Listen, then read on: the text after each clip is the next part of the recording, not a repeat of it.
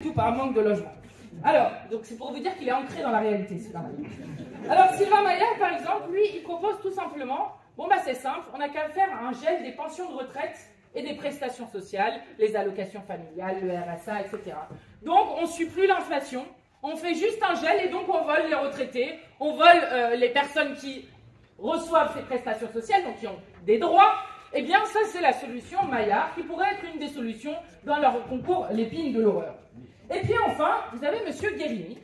Alors, M. Guérini, qui d'abord était celui qui était le responsable du parti Renaissance, qui est maintenant ministre de la transformation de la fonction publique, lui, il dit « Je veux qu'on lève le tabou du licenciement dans la fonction publique ». En plus de proposer qu'on change les catégories sur les fonctionnaires pour qu'il y ait une rémunération au mérite, comme ils aiment dire.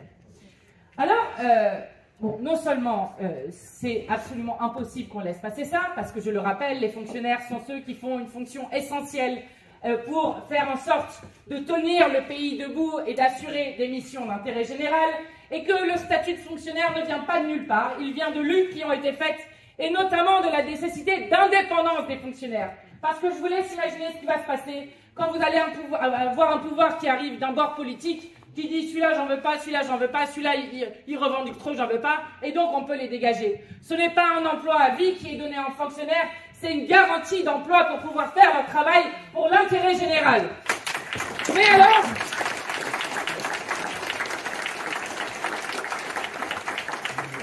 M. Stanislas Guérini, nous aussi on veut lever des tabous.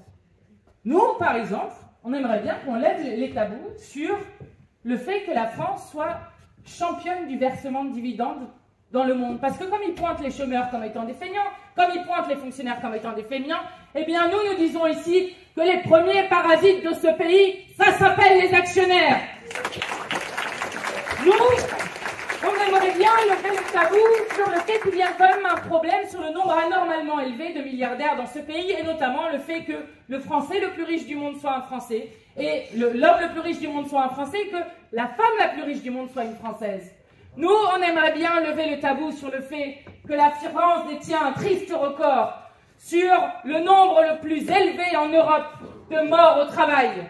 Nous, on aimerait bien lever un tabou sur le fait qu'en France, aujourd'hui, la mortalité infantile recommence à augmenter depuis 2015 et que la mortalité infantile est regardée par toutes les institutions internationales comme étant un des facteurs principaux de développement, et qu'en 2021, c'est 2700 enfants qui sont morts avant leur premier anniversaire, dont beaucoup de décès qui auraient pu être évités si on avait notamment des services de néonatologie qui étaient dignes de ce nom, si on payait correctement les gens. Eh bien ça, c'est un tabou qu'on aimerait lever. Pourquoi est-ce que dans la 7e puissance économique au monde, il y a autant de malheurs qu'ils ont créés et autant de riches de l'autre côté? Voilà le tabou